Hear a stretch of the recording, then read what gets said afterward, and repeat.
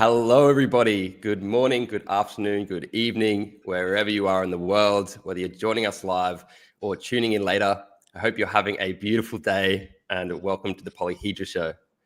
So, today we're diving into a topic that sits at the very core of the future of Web3 security and user experience.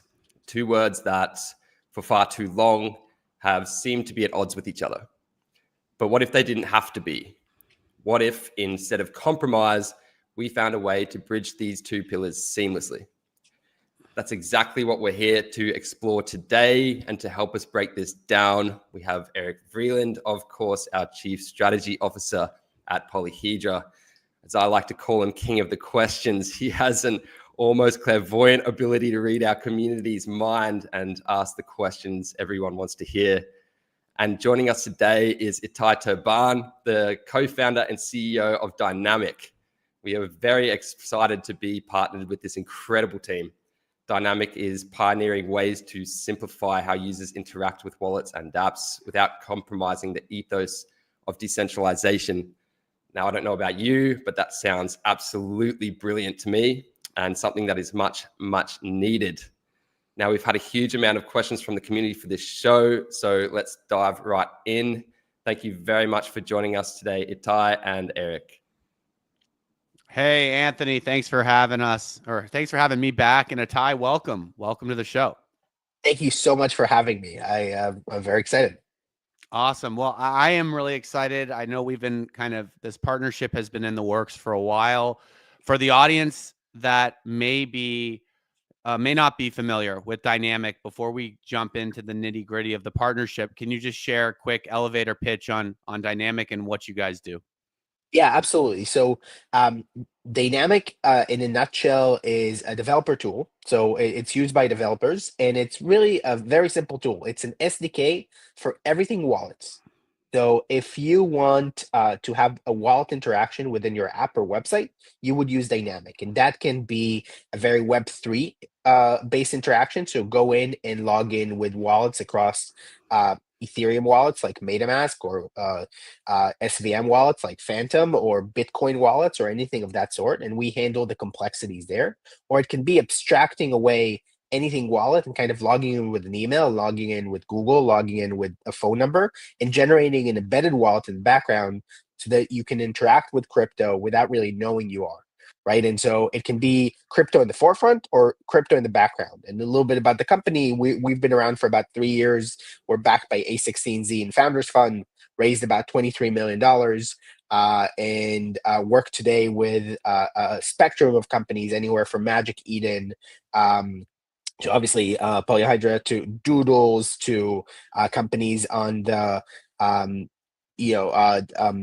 deep inside or RWA side like Elements, to chains like ZK Sync and Starkware, to anywhere in between. And so we kind of work with the entire spectrum of solutions to either abstract away crypto completely or to put crypto front and center. Or do a little bit of a hybrid, offer people what they want. I think, from my perspective, it's very clear why this partnership is such a strong one and has such strong potential, because I think with what we're building with EXP Chain, where we are focusing on, we have really, two key components. We're building a chain purpose built for ZK, where anyone building a ZK application can generate proofs very quickly and have them verified very quickly. But at the same time, we're focused on this ZKML and verifiable AI component, which may cater to a different audience that may not cater to your traditional crypto degen, but may cater to someone who's just used to going to, chatgpt.com. And maybe we have some interesting AI applications that are starting to use ZKML on EXP Chain, and they don't have a wallet. They don't want to log in, so they can log in with Google. So it's very clear to me why there's so much value here, but I don't quite know the story of how this partnership came to be. How did what was the process? Was it a long process? Was it quick? How did we get going with you? And I know we turned it around very quickly. Yeah, absolutely. So I think I think the teams got connected a couple months ago, and we got very excited about kind of two things, right? So, and you made this interesting point, which is it's not around, it's not about kind of crypto, it's around crypto rails, right? Or the usage of very sophisticated technologies to do stuff beyond that, right? To run very sophisticated AI applications, to run very sophisticated applications. We think about the world in a very similar way. And so when we first kind of got connected to the team, we saw really two really interesting paths. The first one is, hey, can Dynamic help abstract away the complexity of the bridge, for instance, right? Or the complexity of interaction with the chain by abstracting away that wallet component, right? By saying, hey, you can still use it, but it's still abstract away the component. But the second thing that got us excited when we got introduced was, hey, can Dynamic actually leverage this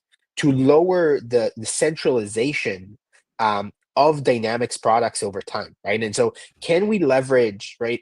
Don't trust people, trust math, right? Can we leverage the fact that there's such a powerful tool set to lower kind of the centralization of what we provide as kind of embedded wallet providers over time? And so for us, there was this dual intent and dual purpose in the partnership, which is, hey, it's not just around kind of helping abstract away UX, but can we actually leverage this as a product for our own use cases? And a good example, and apologies for the extremely long answer to your actual question, we see a lot of traction in AI agents, right? And so we provide kind of server-side embedded wallets around that, right? Can we leverage ZK proofs? Can we leverage some of the tool sets that the team provides, that Polyhedra provides, in order to kind of remove centralization and remove trust for AI agents, right? And so those were all kind of different mini conversations we had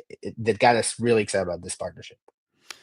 Yeah, I think we're actually running a boot camp right now for our proof system expander, and one of the topics that we were talking about was ZK login. And I think it's my understanding that, right now this is feasible, but because of the performance of proof systems today that require, a lot of computation and often take a lot of time, that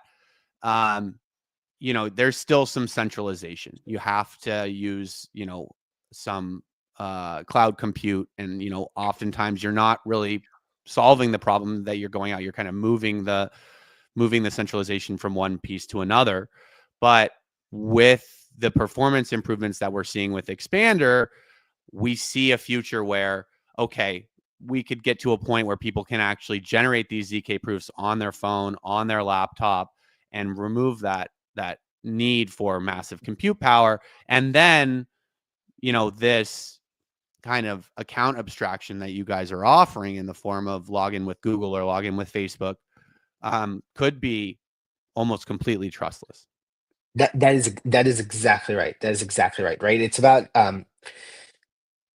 we're taking baby steps here, right? Which is, you're solving multiple problems, right? The first is you're solving a user problem, which is, hey, can a user use a service without really caring that it's crypto, right? Can they just get to their end result without any friction?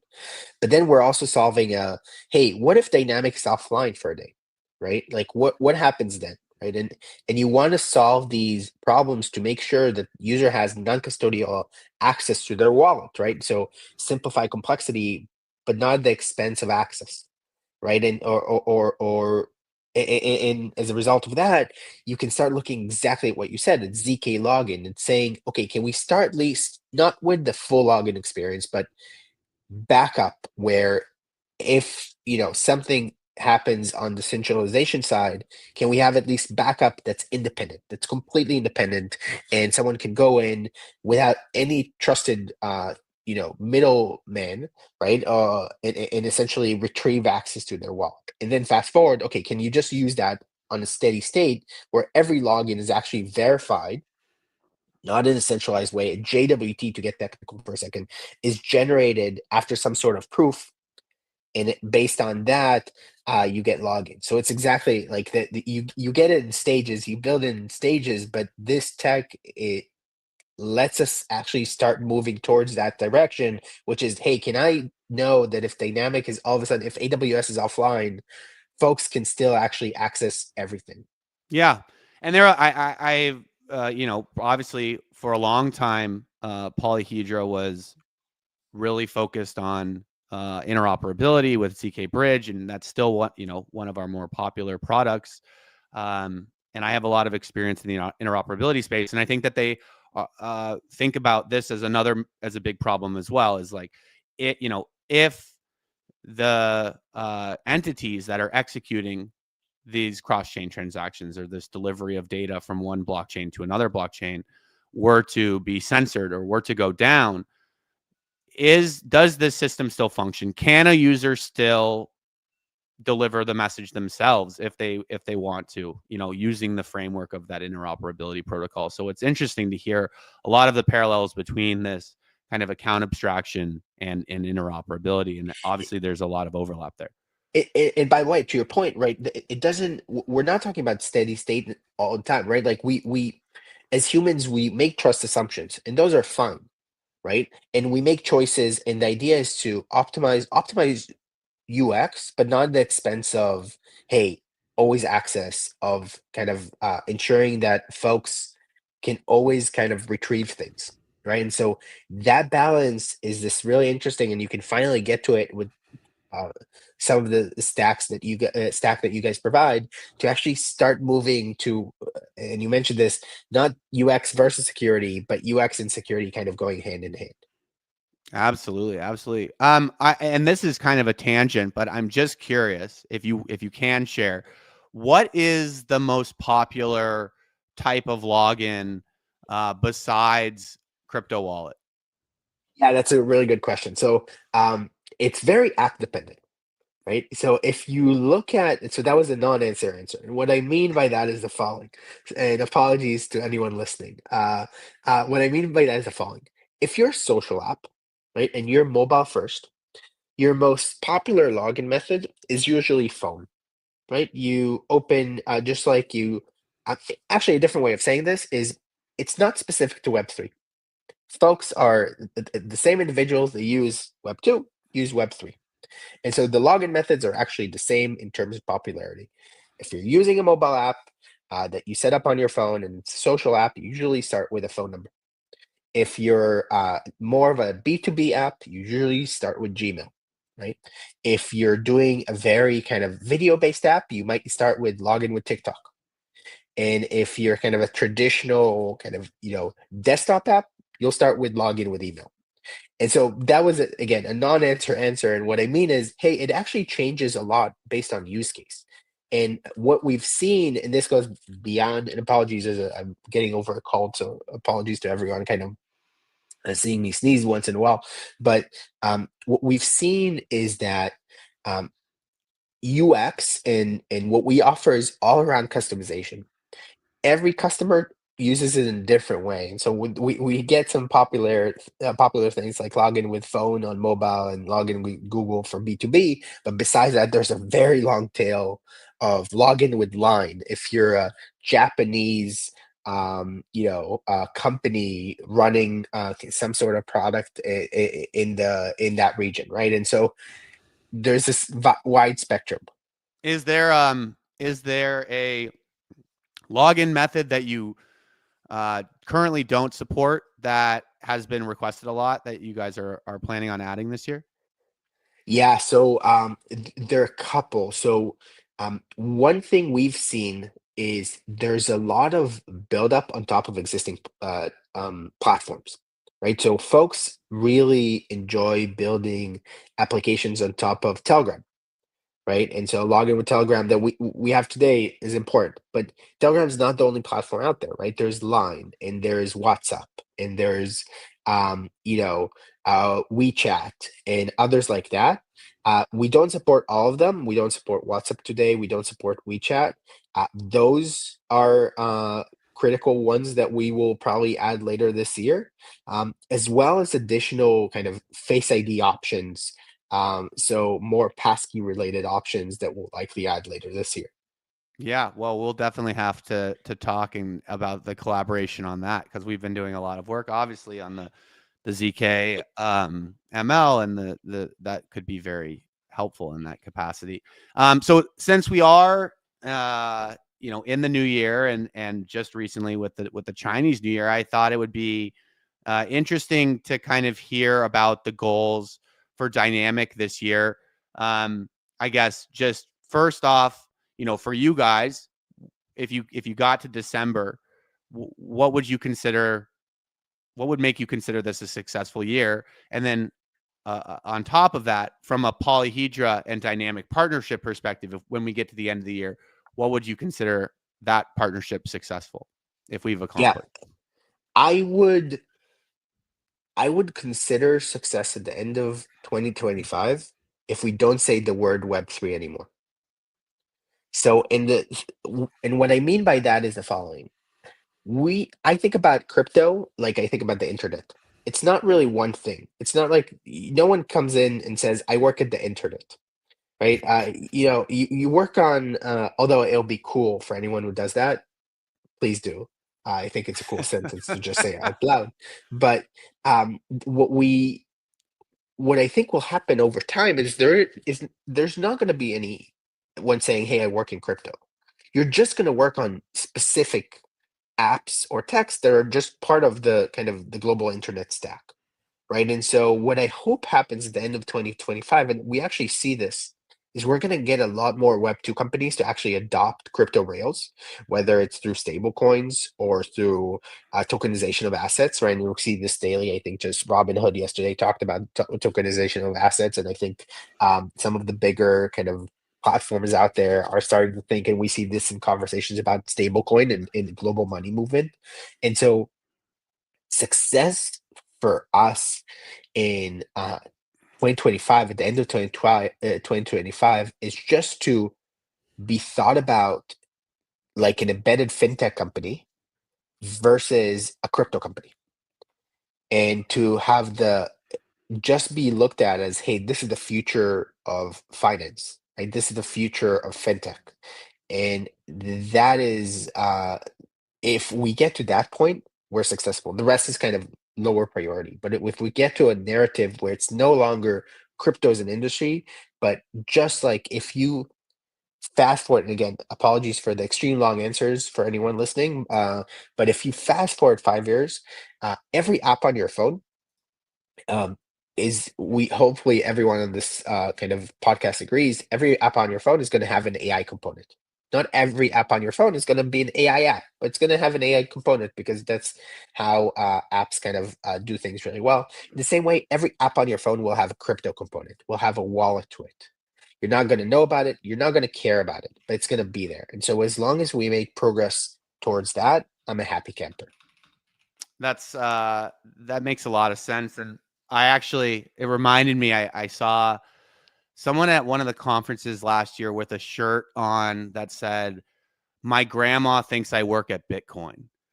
And I still remember it to this day because I thought it was a hilarious answer, and it kind of very similar to your no one says they work at the internet, no one works at Bitcoin, but like to outsiders, that's so much of what we do or what they think we do.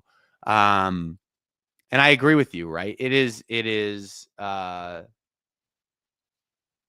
platform for all of these other powerful products to be built on top of. And we need to obfuscate that away and make it less scary for people who are building and for people who are using. So I want to get into this. I think we have shared on our X kind of the first, I would say, integration with you guys, which is the ability to log in and use our bridge and use our faucet with the dynamic module. But obviously now with testnet out, there's a lot of applications coming on board and starting to build. And so there's a lot of value that you bring to the ecosystem to builders who want to take advantage of this user experience. So can you talk a little bit about from the developer perspective, what does that look like if they're like, this sounds great, I want to use it. I want to use it to build my dApp on the XP chain. Yeah, absolutely. So we're in the business of lowering complexity. right? If you're a developer listening, I would say the following, which is no developer wakes up in the morning and says, let me spend my next 2 weeks on authentication. And that is a terrible use of your time. Don't do it. No one wakes up in the morning and says, let me spend my next 2 weeks on reintegrating all wallets out there. Terrible use of your time. The world of wallets is essentially like working with hundreds of startups at the same time, breaking each other's stuff, right?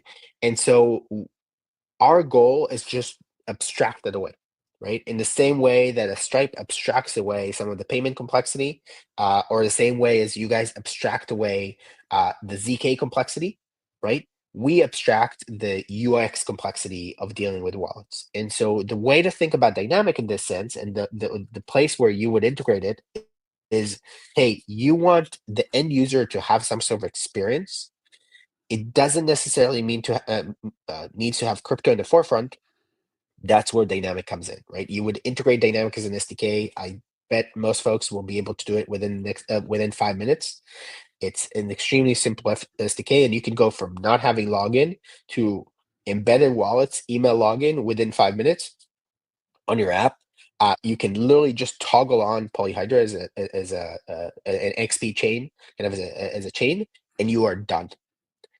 That is the experience you can get, and that's what we're going for. We're going for, hey, how do you access the power of the network, and how do you let users access the power of the network without any of the complexity involved? And so the flow is literally set up an SDK, toggle on two things on your developer dashboard, and at that point, users can just access the full chain without even knowing they're on crypto. And do you have any numbers that you can share on the makeup of like people who are logging in with their crypto wallets versus people who are logging in with these alternative login methods? Yeah, it's a good question. The short answer, or I will apologize in advance as I give a non-answer answer. Yep. So apologies for everyone listening. The short version is it very much depends on the app. So we see some social apps like Bags.fm on Solana, or Arena, which is kind of a big app on Avalanche, or Legion, there is no concept of wallets. You just log in with an email, log in with Gmail, and you're done, right? That's one end of the spectrum. On the other end of the spectrum, you see very Web3 native companies like Magic Eden or Bearchain, etc., where it's all about wallets. And there, the makeup is you get this long tail, right? So you start with a trust in a MetaMask, and you see Coinbase next, and then you see a very long tail of regional specific wallets. So folks that are in Nigeria usually use different wallets than folks that are in Germany versus folks that are in Southeast Asia. And so you see this very, very, very long tail of wallets that are being used. But that was an extremely long way of saying, hey, it's extremely app dependent, and every app that we've seen, or every website we've seen, actually has a different combination. Just for context, we see millions of logins per month on Dynamic, and growing pretty rapidly. So at that scale of data, we kind of see a breakdown where there's popular ones like MetaMask, and then a very long tail of wallets. Yeah, absolutely. I can kind of hear the audience right now. I'm using my prophetic ways to hear questions that they may be asking, and one of them, especially if the audience is skewing more crypto native, is like, what are the security concerns with this? Because there's always people are always saying not your keys, not your coins, all this sort of stuff, not your wallet. Everyone wants to be in full control, and I really do think that we're kind of at odds here, because it's like we want to onboard the next billion, but at the same time we're like we're giving people a hard time for wanting a better user experience. How do you guys tackle some of these problems that are that come to fruition because of you guys have to be generating all of these wallets for all of these social logins? Yeah. So a couple things. First, not all things have to be solved at the same time, right? This is exactly where XP Chain comes in, which is, hey, can we start moving towards less and less trust, right? But at the end of the day, not all users are created the same. When you start and have $0 in your wallet and you just want access to a game, you have one set of considerations. When you have $1,000 in your wallet or $10,000 in your wallet and you're trading kind of very complex trades and DeFi on a DeFi.app or anything like that, you have a completely different set of considerations. And so the solutions for both should not be the same. Right? The solution for the first should be, let us get out of your way. Let us have you log in with phone, not even log in, go in as a guest, start trading, have a wallet in the background, and you make some trust assumptions. When you're here, when you're at the $1,000, $10,000, it's about, hey, can we give you a very robust way to always access your private or seed phrase and take it with you and export to a MetaMask, right? And so there's a balance. First, the short answer is, like, in all of these, we're non-custodial, meaning tomorrow you can wake up in the morning, take your seed, remove it from Dynamic, and never talk to us again, and import it into a MetaMask or a Phantom, and be on your merry way. So that's one really critical thing, which is we provide kind of an abstraction layer, but not at the expense of you, the end user, always being able to take your private key or take your seed phrase with you and remove our interface from it and use it somewhere else. But the UX kind of abstraction layer serves a really important purpose, because it lets wallets get out of your way to start. So that's really how we tackle it, which is, at the end of the day, it's about user choice and about optionality for users. It's about the ability to give them very simple tool to start and very sophisticated tools to kind of continue on their journey in a trustless way. Got it. Now, and I could probably figure this out pretty quickly if I did some digging in your documentation, but as the experience is right now, when, like, let's say that you log into the EXP chain bridge and you generate a wallet using Dynamic for that experience, and then you log into another application using Gmail that's not the bridge, and are you able to use the same wallet in both experiences, or are you creating a new wallet every time you kind of log in via social login at a different application on a different application? That's a really important question, and the answer is, it depends.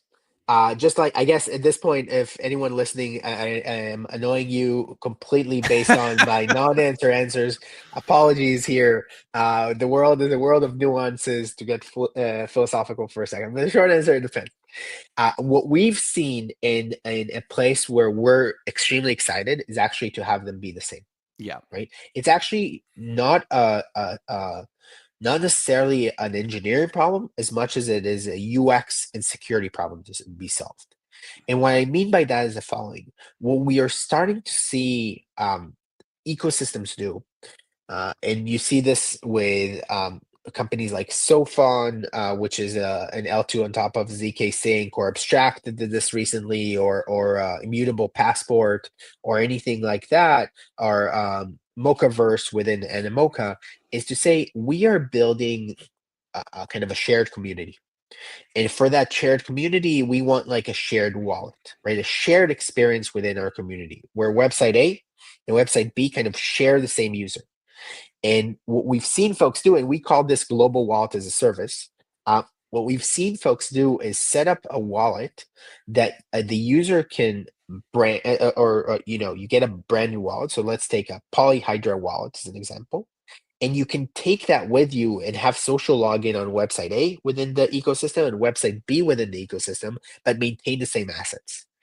And so we have started seeing ecosystems like the ones I mentioned, and a lot more, kind of the rolling out with Dynamic, say, look, we want to control the full stack of experiences, from the kind of the actual crypto stack all the way to the user experience. And so they're building these crypto, global wallets that let you exactly take your assets from website A to website B to website B to website C, right? So that was again a long way of saying we can do both, the thing we are actually much more excited about is these ecosystem wallets or global wallets that let you solve not just the first problem of, hey, reducing friction for website A, but the second problem of discovering the ecosystem around a chain. Absolutely. Yeah. I think that makes a lot of sense. And I saw Michael from Abstract talking last year, and he was talking about, this like app store experience where chains can be a place for users to discover new and interesting applications, because it is so fragmented right now. And so not just the wallet situation, but the discovery situation. I mean, how do you discover new applications that might be interesting for you? I think what most people probably do is like follow a bunch of people on X and see what they're tweeting about and then go check it out. But it's so much, there's so much more friction than what we're used to, or what people are used to in kind of a Web 2 experience. And by the way, on that front, if folks want to see this in action in a really nice way, I think one company that did this really well is Coinbase with Base.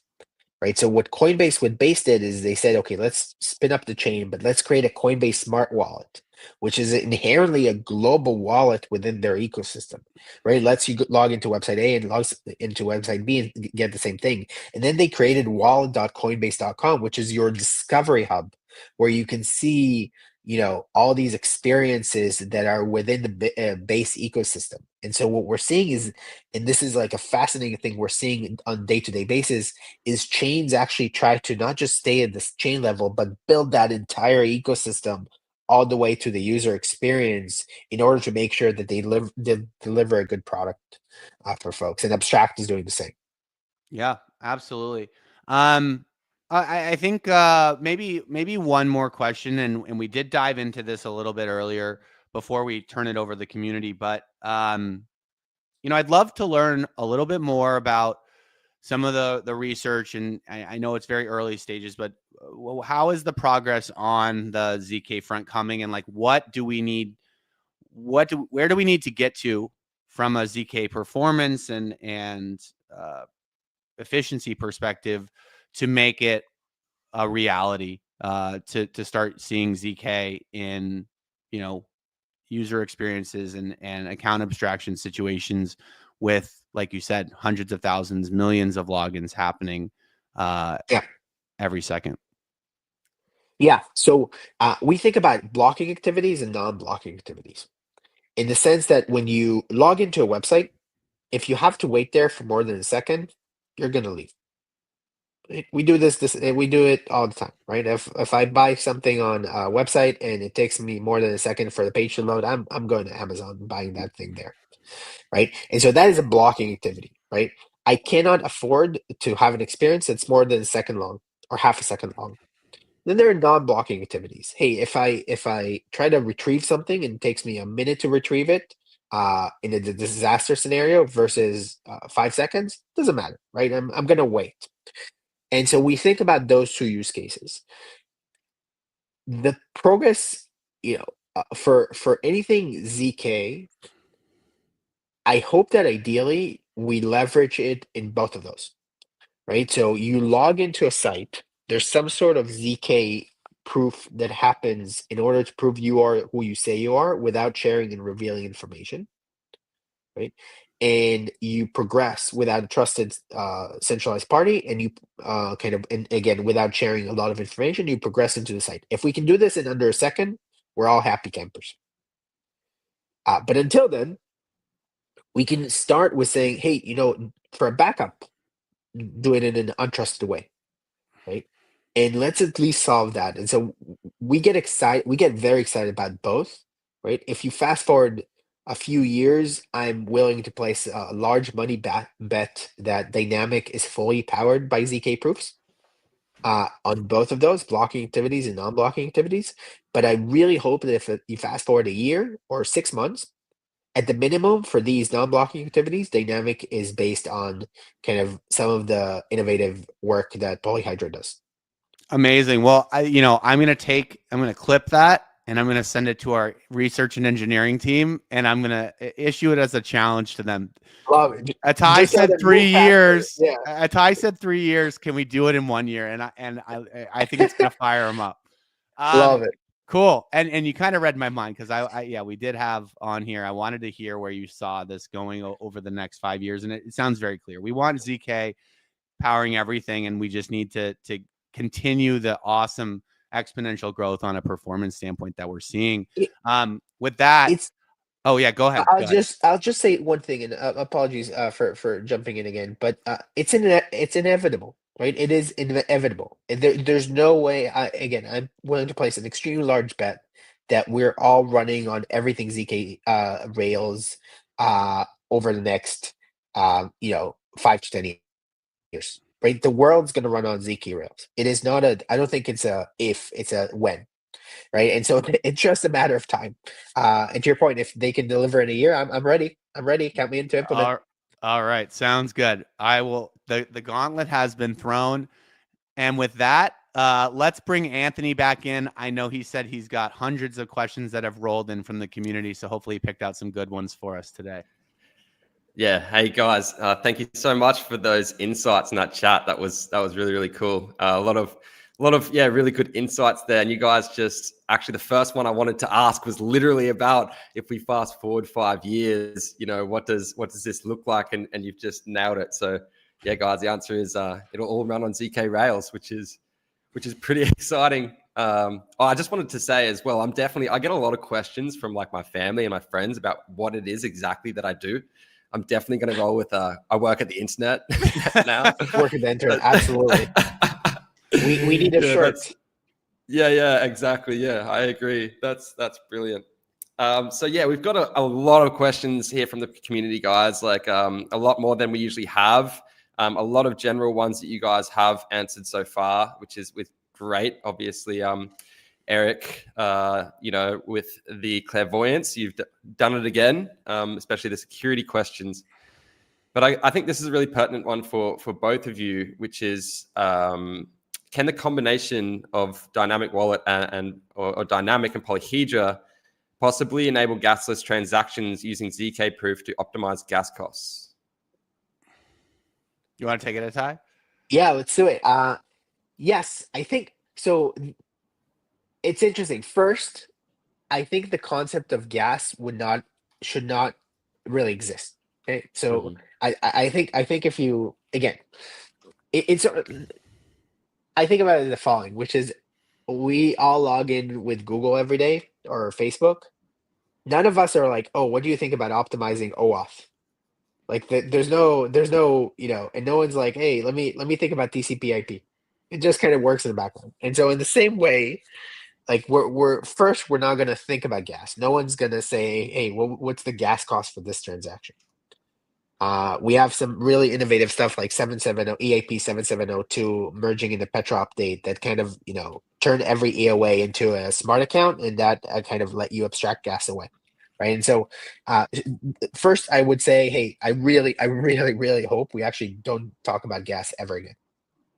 But to your point, yes, I'm hoping that there's going to be extra efficiency in kind of, we have this concept of paymasters, right? Which is, hey, can I sponsor gas on behalf of someone else?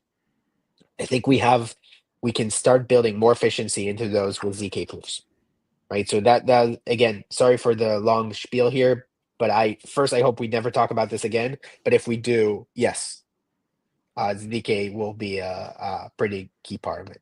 Yeah, I think Atai nailed it. I think that we are, like you said, and why dynamic is here is to facilitate the onboarding of the next billion crypto users, but we won't even call them crypto users. They'll be users of this application or users of this application, and this idea of gas is going to go away, whether it's from applications sponsoring gas. I mean, we're already seeing like the transaction cost on EXP chain is so small that it's almost like why even have it at this point.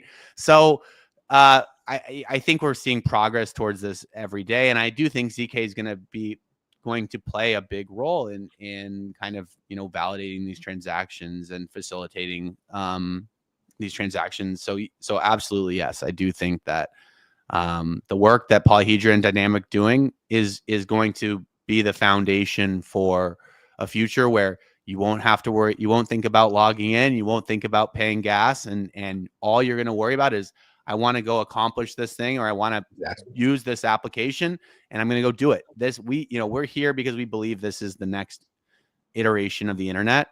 And we have some friction right now that we need to remove before it can, start to, I think, attract and surpass the current state of the internet.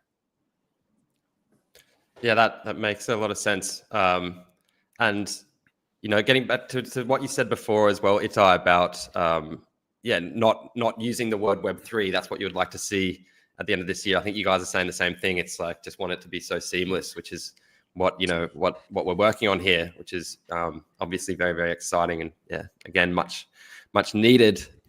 Speaking about like onboarding the next billion users, a lot of questions here pertaining to community feedback in shaping the user experience, like what strategies you guys might suggest for effectively incorporating this, and as a developer, how to utilize this.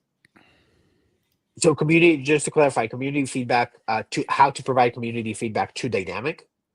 Well, like, how important is it in your your process, and like, what advice would you have? That's okay. So I wake up every morning, and I open my Slack, and then I open my Telegram to dozens of developer messages about things that we need to do better. It is by far, out of the places I've worked at or ran historically, Dynamic is by far the place where we've been the closest to folks telling us how to improve our product on an hourly basis, right? And so, how important is community feedback? We would not be even close to where we are today without daily community feedback. We get, I kid you not, in an hour by hour basis, the amount of pings I get when, hey, we can do this better, you should do this better, you can abstract this further, this broke on this edge case, is mind-boggling, and is we are extremely grateful internally. It's it's a lot of it's painful, obviously, sometimes to hear, but it makes for extremely powerful product. And short answer, we leverage it every day. If anyone is listening and is using Dynamic, you can always reach out to me. It's just my last name at Telegram. I want to hear from you. You can go join our Slack community. Yell at me all you want. This is the way we learn. And so, short answer, we incorporate it every day. Every day, I think we have a weekly meeting where we literally go through all of it, and we try to see, okay, what do we prioritize? What's the most powerful thing? And again, apologies for a long answer. I'll say one more thing. We have a thing we call feature bingo, which is we have this thing where all of a sudden we don't hear about it, feature ask, and then within a week period, we hear about it 20 times. And we call that feature bingo, which is all of a sudden, everyone's asking for the same thing at the same time. You hit the bingo, you got to prioritize it, and you got to ship it very quickly. Yeah, I think it's a blessing, although it can be frustrating at times, how transparent and open the Web3 community is, because every company has a Discord, every company has a Telegram. It's not very hard to find people's Telegrams. Everyone's DMs are open. So you have all these channels to reach out to people, and the companies that are going to be successful are the ones that embrace that do what Dynamic is doing, what Polyhedra is doing, and really take those, these are the people you're building for. So don't get frustrated when they disagree. Try to understand their perspective. You don't have to necessarily ship everything that someone asks. If someone asked, to create MySpace as a login method, you guys probably wouldn't do that, but it would be we'll see. Put it on the list. Yeah. Coming back, making a comeback. Oh, there we go. A little alpha. But yeah, I mean, like, it is such a blessing to be so close to the community and to be able to build in that, when you've built in other ones where, or you've been on the other side where you have a bug or an issue and you send an email to support and you don't get a response for a week or more. So, for all the builders and founders out there, like, it can be frustrated, but embrace that this is a superpower that you can harness to your advantage. And it's more, there's one more element here, which is, and hopefully this is not part of my language in advance if I say something too aggressive, but like, uh, sometimes extremely valuable feedback sounds like dumb feedback. And so it's really important I think dumb is a fine word. Okay, let's hope for the best. I think, but when we get feedback from folks, we really try to think about why are they saying it. People are rational and people are usually very smart, right? And so we really try to say, okay, why? Sometimes we get very random feedback. It sounds like, okay, why would we ever do this? But then as soon as you start thinking about why is this person asking for, like, what are they saying that we're not saying? You actually start seeing, like, learning a bunch of really cool stuff.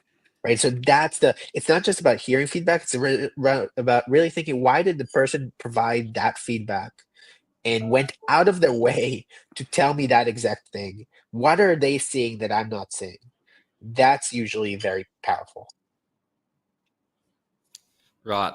Yeah. Very cool. It makes a lot of sense. Obviously, yeah, the community and getting the feedback, and to what you guys are saying, it is so great how open and collaborative the community is. I think more so than definitely in any other industry that I've worked in. So it's pretty awesome to be a part of, and to have that kind of just transparency. As you were just saying Itai, it's like, just hit me up. You don't normally hear a CEO saying that too often. So it's a pretty awesome thing, and I'm sure like everybody definitely appreciates that. I've got a really, really cool one here. Very interesting. So obviously AI is going to have a massive influence, on UI, UX. But what other emerging technologies? So in terms of like, augmented reality, things like this, what do you see influencing the next generation of design the most, and how do you think teams should prepare? Interesting. It's a good question. I'm thinking about it. I would have said AI, so apologies. I'll give you an example, and then I'll try to think about something else. But I'll tell you why it's impacting design, at least for us. Is I found myself when I walk my dog having a strategy conversation with ChatGPT. I literally open the advanced chat mode and talk for 30 minutes. It's like talking with an expert, just brainstorm. Right? That has changed a critical interface for me for how I learn. Right? When my kid and I go for a drive somewhere in the car, we open ChatGPT and we talk about a topic. Right? We literally choose like I think we did the value of trees, and then we understood kind of countries like 2 days ago, and so that changed interfaces for us significantly. And so I know that was exactly the thing you didn't want me to answer. So I'll come up with another non-AI answer for a second, but that changes the interface, right? Because it's for the first time you can actually have a non-UI interface with folks, right? Other technologies besides that I think are exciting.